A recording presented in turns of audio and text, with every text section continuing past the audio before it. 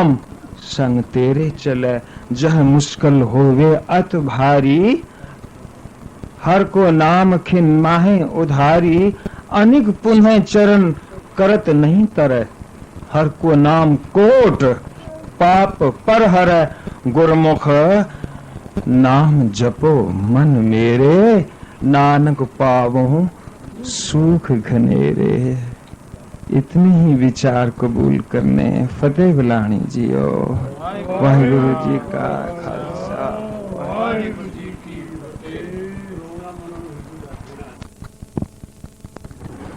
फतेह बुलानी जी। वाहिगुरु जी का खालसा, वाहिगुरु जी की फतेह। मनुख दा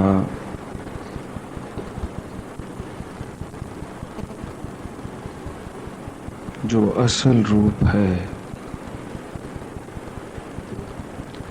वो घर दी चार दीवारी विच नहीं है, बाहर है। खास तौर ते सत्संग दी दुनिया दे विच उसदी पहचान है। अगर घर है थोड़े अंश विच है, लेकिन बहुतायत विच उसदी पहचान बाहर है।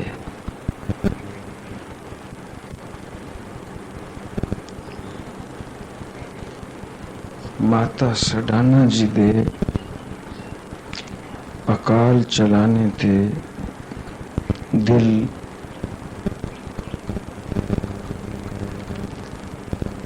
डगमग डोलायमान होया है। इस सच्चाई नूं असी ओले नहीं कर सकते। जिसने जिसदा भी प्यार लीता होवे, रब्बी प्यार, उस वल ध्यान जाएगा। और जड़ी कंटिन्यूटी चल रही है वो कुछ समय वास्ते खलो जाएगी, क्योंकि जो रूप सामने आया, जो आकार सामने आया, वही तो वसीला है प्यार लैन दा, प्यार देन दा। उथों तो पता लगता है कि रूहानी प्यार की हुंदा है। असली रिश्ता ते सत्संग दा रिश्ता है। इस वास्ते अंदर थोड़ी जी तोड़ फोड़ हो जाती है, एक वैराग जैसा जाता है, मध्यम मध्यम उदासी जी छा जाती। क्योंकि प्यार एक ऐसी चीज है कि मन उस प्यार नू सदा मानना चाहता है, और प्यार मिलता है होंद विच कोई जरिया, कोई निमित्त है। मनुख जदों उस प्यार तो वांझा जाता है तो उस विछोड़े दा जड़ा सल है उसनू महसूस होता है। इस वास्ते जो रिश्ता है सत्संग दा है। मनुख सत्संग दे विछोड़े तो उदास हो जाता है। इस वास्ते लभना पैंदा कि मेरा मन ठौर किथे आवे। अचानक सब कुछ रुक गया एकदम। एक दिन पहलों जाके कीर्तन सुनाना और रात में फिर टेलीफोन दा आ जाना, फिर भोग वेले जाके कीर्तन करना, ये उसनू पता है जिस नल बीते, क्योंकि पहलों ही पता लग जाता है कि हुन बस नगारा बजन वाला है। ये जो गल्लां हैं मनुख नजरअंदाज नहीं कर सकता, इग्नोर नहीं कर सकता। मन नू टिकाने लगान वास्ते ही बानी है। फिर मनुख खोज करता है कि मेरा मन एकाग्र हो जाए, बलवान हो जाए, तकड़ा हो जाए, ਤਾਂ ਜੋ ਇਸ ਨੂੰ ਬਰਦਾਸ਼ਤ ਕਰ ਸਕੇ।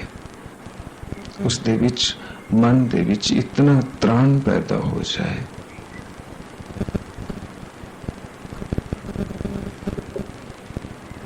फिर याद आंदा है वो शब्द जो सुनाया गया।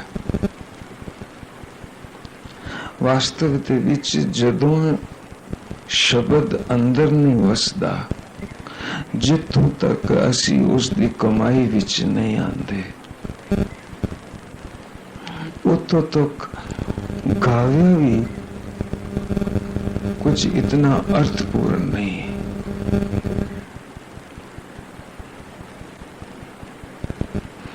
ਉਹਦਾ मीनिंग उसकी डूंघाई उसकी गहराई उदों महसूस होंगी जदों ਉਹਦੇ ਉੱਪਰ बीत जाती। अर्थां दा की है? बहुत किताबें हैं, मूल देखो नाल ही अर्थ है। पाठ दा की है? पाठ शुरू करो, भोग पै जाएगा, कीर्तन हो जाएगा, आनंद साफ हो जाएगा, अरदास हो जाएगी।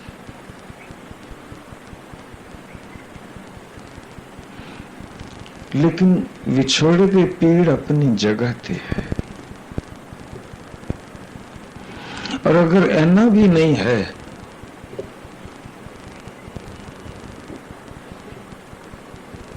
तो फिर सत्संग भी कोई महत्ता नहीं।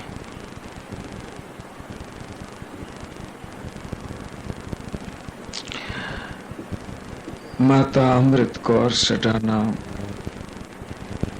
बहुत प्यार वाले, बड़ा प्यार लेता है। मन काबू विच नहीं आंदा, असर खा के जो रूटीन है लगातार चलता चलता वो अचानक बदल गया, उस विच उथल पुथल हो गई है। दिल दी दुनिया दे विच एक तोड़ फोड़ हो गई, तूफान आ गए। फिर वो शब्द याद आंदे जड़े गाए, जिस तरह जो नर दुख में दुख नहीं माने, सुख स्नेह स्नेहिता है। स्नेह का मतलब है इथे मोह।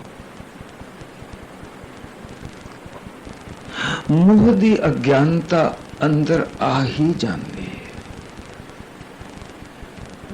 सुख स्नेह और भय नहीं जाके कंचन माटी माने, कोई इना अखरां दी कमाई तो करे। कंचन नू, पैसे नू, दौलत नू मिट्टी ही समझ ले, गा लेना, पढ़ लेना, पाठ कर लेना इतना आसान, और कमा लेना लगभग नामुमकिन। उदों पता लगता है कि कमाई दी कितनी कीमत है।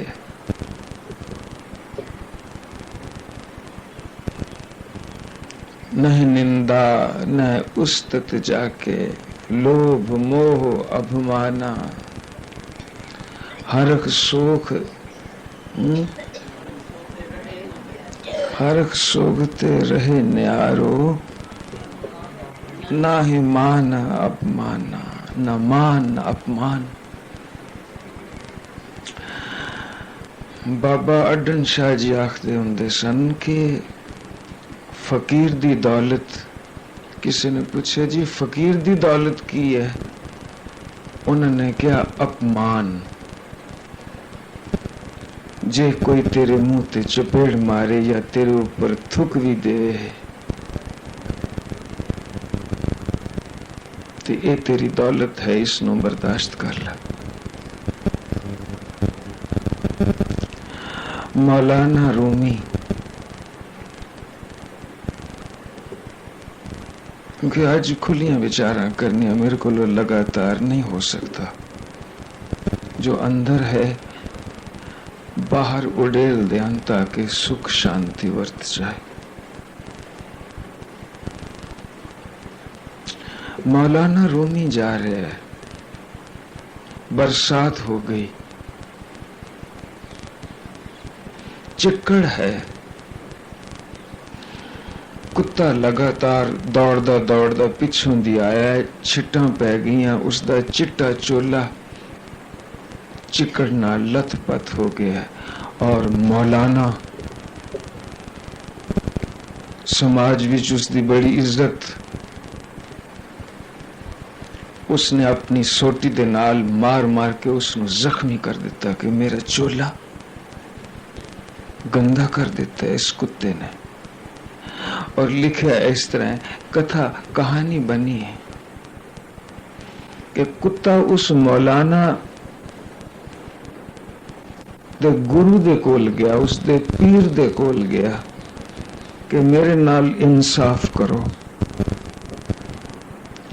कि तुहाडे मुरीद ने, तुहाडे चेले ने मेरा ये हाल कर दिता है, सोटियां मार मार के। मौलाना नु पीर ने बुलाया कि तू कुत्ते नु मारिया, ये लो वगदा पिया है, तू सोटियां मारी है, इसनू जख्मी कीता है। मौलाना ने क्या, हाँ जी, इसने मेरा चोला खराब कीता है। कुत्ते को लोग पूछा कि तू चोला खराब कीता है? उसने क्या, हाँ। उसने क्या, फिर ठीक है, हिसाब बराबर, तू इसदे कपड़े खराब कीते ते तेनू सजा मिली। लेकिन कुत्ता खड़ा रहा कि मेरे नाल इंसाफ नहीं होया।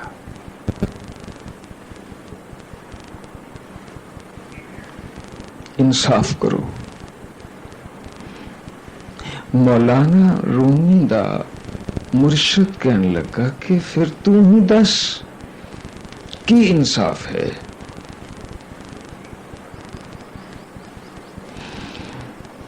कुत्ते ने फिर आख्या कि मेरे तुच्छ बुद्धि दे द्वारा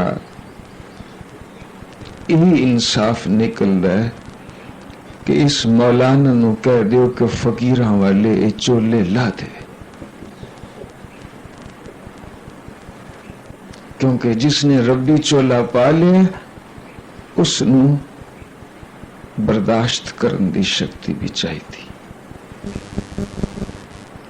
फिर वो फकीर कहान के काबिल नहीं। जे कोई होर आदमी हुंदा मैनू मारदा, मैनू कोई तकलीफ नहीं सी, चूंकि ये फकीर है, तेरा मुरीद है, तेरा सिख है, अपने आप नू तेरा का हुंदा है। इस वास्ते मैं आखना कि इसनू कह दो चोला ला दे, ता ही मेरा इंसाफ है। सो मार्ग तो बड़ा कठिन है कमाई दा, ना ही मान अपमान हर सोख।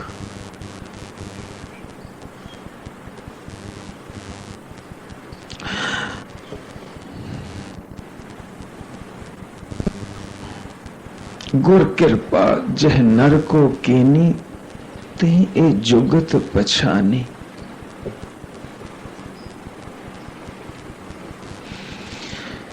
गुरु की कृपा हो जाए तो उसको ऐसी जुगत आ जाएगी, ऐसी युक्ति आ जाएगी, ऐसा ढंग आ जाएगा, उसके अंदर ऐसा पेट खुल जाएगा, ऐसी बूझ आ जाएगी, ऐसा ज्ञान आ जाएगा। गुर कृपा जय नर को कीनी, तिहि ए जुगत पछानी। फिर जाके ऐसी हालत बनेगी, नानक लीन भयो पान, नानक लीन भयो गोविंद स्यों ज्यों पानी संग पानी। जितों तक ऐसी हालत नहीं ता जोत नाल जोत किवें मिले। जितों तक इतना तरल नहीं होया तो फिर पानी संग पानी किस तरह मिले। इस वास्ते जिंदे जी शरीर ते हुंदे जितना कर सकिए कर लइए,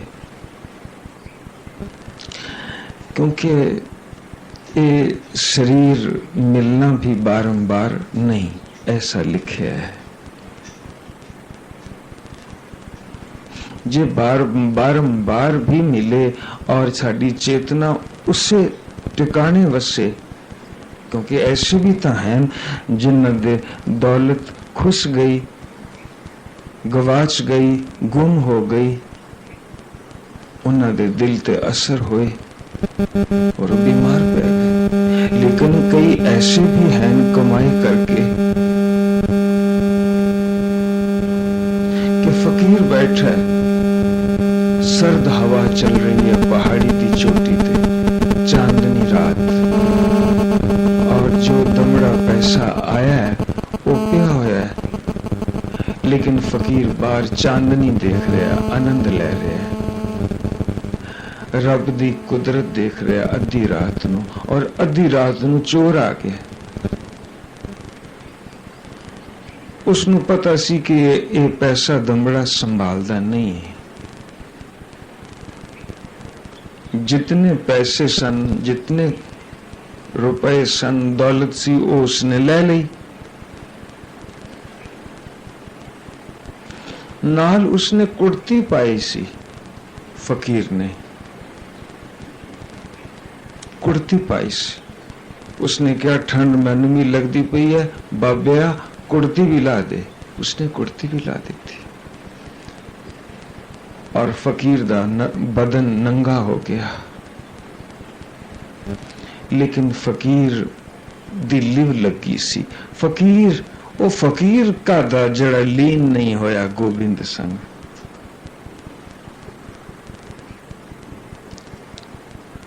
होर घंटा 1.5 घंटा जिथों तक चंद्रमा छुप नहीं गया, वो चांदनी विच नहांदा ही रहा।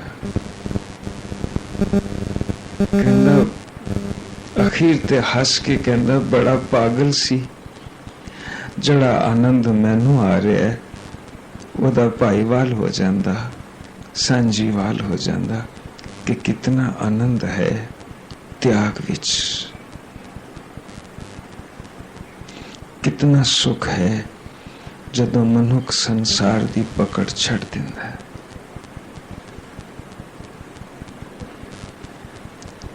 ऐसा कुछ एक घटनावां कुछ सानू सिखा जांदी है, कुछ साडे पल्ले पा जांदी। भावें एकदम असी प्रैक्टिकल नहीं हो सकते, लेकिन जदों बचन हो गए, सुनाए गए, सुने गए, विचार हो गई, तो उस वो एक कर्म ते बन गया, वो कर्म ते बन गया और एक वो कर्म अंदर संस्कार दा रूप लेके अंदर चला गया। और कोई भी कर्म जदों असी करने वो अपना फल जरूर देगा, जरूर देगा। इस वास्ते जो कुछ भी गुजरे, जो कुछ भी संसार दी यात्रा करते समय साडे ते कट जाए, उस वल गौर कीता जाए, कुछ सीखा जाए कि असी भी नाल ही जा रहे हाँ, इसने उद्यम कर करके आ के सत्संग विच सुन सुन के प्यार ले लेके नमस्कारां कर करके अपने आप नू वेला कर लिया। उसनू तो थोड़ा उद्यम, एक कदम ही काफी है। फिर 13 बरस लगातार। इस वास्ते साडे ऊपर देनदारी आंदी है कि उसके प्रति अरदासा, फिर अपने प्रति अरदासा भी करिए कि सानू वो हालत दे, साडे अंदर वो अवस्था पैदा हो जाए।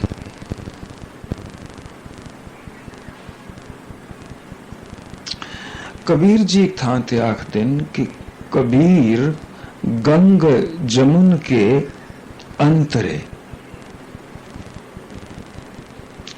कबीर गंग, गंगा ते यमुना, गंग जमुन के अंतरे,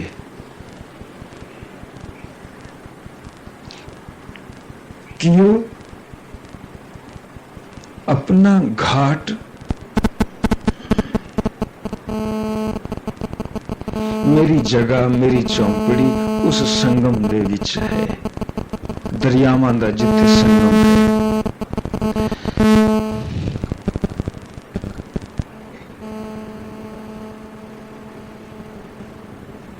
तहां कबीरा मठ किया, मैं अपना मठ, मैं अपना थां उथे रखिया जिथे संगम है 2 दरियावां दा या 3 दरियावां दा, त्रिवेणी है मेरा थां रहन दा। तहां कबीरा मट किया, खोजत मुन जन बाट। मुनि जन, बड़े बड़े रिखी, बड़े बड़े अभ्यासी जुगां जुगां तक उस थां ते वसन वास्ते रस्ता लभदे। खोजत मुन जन बाट, बाट दा मतलब है राह, रस्ता। मेरा ते ठिकाना उस संगम दे विच है। इसदा मतलब की है, इसदा भाव की लुकिया पिया है।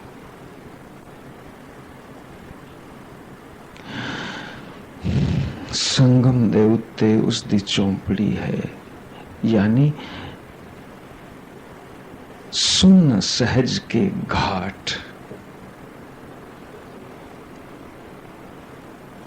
गंग जमुन के अंतरे, सुन सहज के घाट।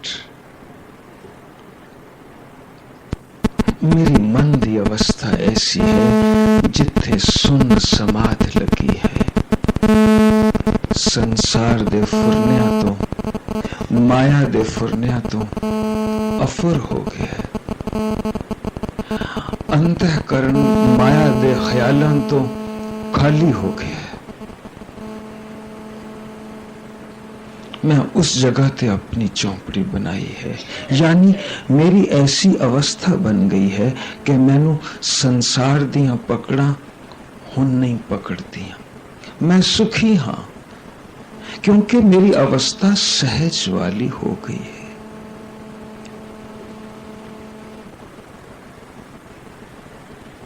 टिकाने आ गई है, अडोल हो गई। कोई कुछ कवे, कोई कुछ कवे, कोई तलक नहीं। ऐसी अवस्था दे विच मन डोबे नहीं खांदा, लेकिन हमदर्दी जरूर है। प्यार अपनी जगह ते कायम है, लेकिन अवस्था सहज दी है, सुन सहज दी है।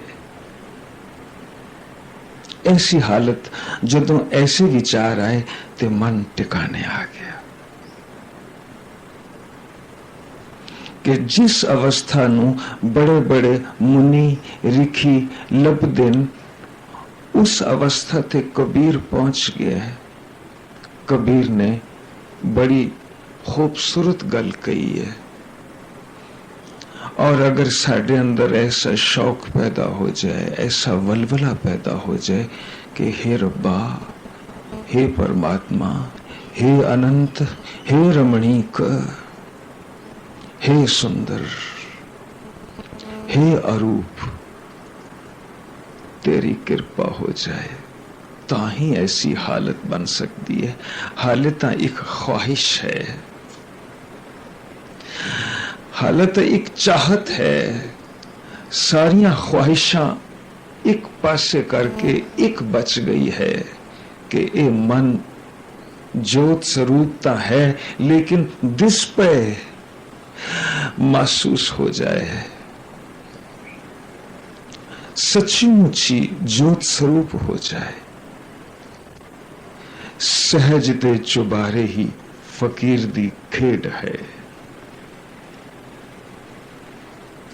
और केड़ियां केड़ियां विचारां ने दिल नूं दिलासा दिता और मन शांत हो गया।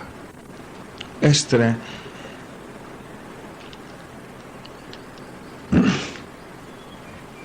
पातशाह फरमाते हैं, बुरा नहीं सब भला ही है रे, कुछ भी बुरा नहीं, तू घबराहट विच ना जा।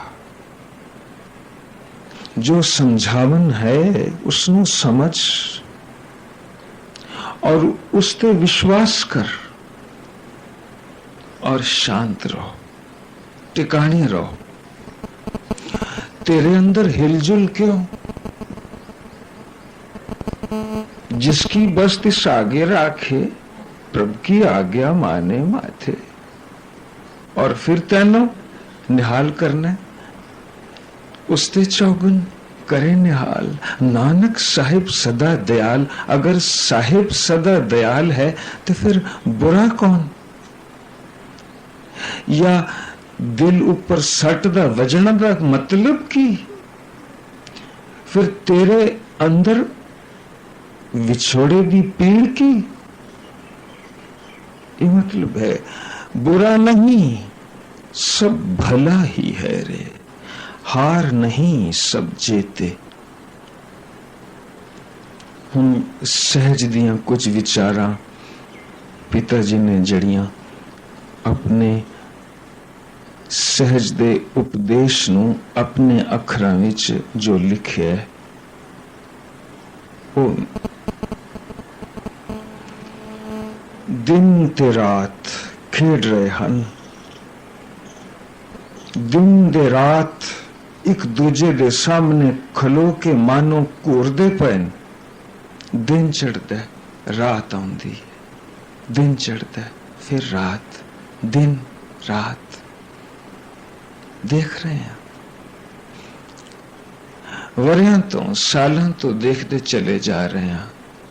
कितनियां बहारां देखियां, कितने सावन देख ले, आए और बरस के चले गए। ये खेडां हो रही हैं कुदरत दी दुनिया दे विच।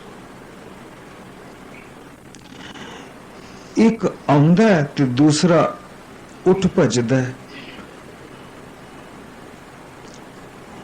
एक जांदा दूसरा ओदे मगरे मगर दौड़दा है। अगे अगे रात ते मगरे मगर दिन। रात ठंडी ते हनेरी है, दिन गर्म है ते चानना है। दोनों वेलियां दे विचकार एक समा है कि दिन हाले बिल्कुल नहीं चढ़िया और असी उसनों रात भी नहीं कह सकते, क्योंकि तारियां दी जोत टिमटिमाउंदी नजर आ रही है आकाश ते, लेकिन रात ते है नहीं। चानना शुरू हो गया है, एक संधि है। रात और दिन दा कोई मिलाप दा वक्त है, कड़ी है। संधि प्रकाश बेला जिसनो अमृत वेला किया गया। दिन ते रात आमो सामने विचरते जापते हन। सवेरा कि हाले सूरज नहीं चढ़िया, इसनों असी दिन नहीं कह सकते, या फिर जदों सूरज डूब जाए उसनों असी रात भी नहीं कह सकते, लेकिन उसनों असी दिन भी नहीं कह सकते। रात और दिन का मिलाप, ऐसी हालत, ऐसा संगम, ऐसी हालत विच रात दा ठिठुरपना, रात दी ठंडक भी नहीं, ठंडक दी चुभन भी नहीं, और दिन दी चुभन भी नहीं। एक ठंडक है और उसका नाम है शीतलता। इस तरह दृष्टांत दे दे के सहज की है वो समझा रहे कि संधि वेला इन्हां वक्तां दे विच जदों मनुख रब नाल जुड़ता है तो जल्दी जुड़ सकता है। इतनी जल्दी अद्धी रात नूं या फिर दिन दिहाड़े नहीं जुड़ सकता जिस तरह इन्हां वेलियां दे विच जुड़ सकता है। या ते सांझ होवे या फिर अमृत वेला होवे, जदों भौ फट जाए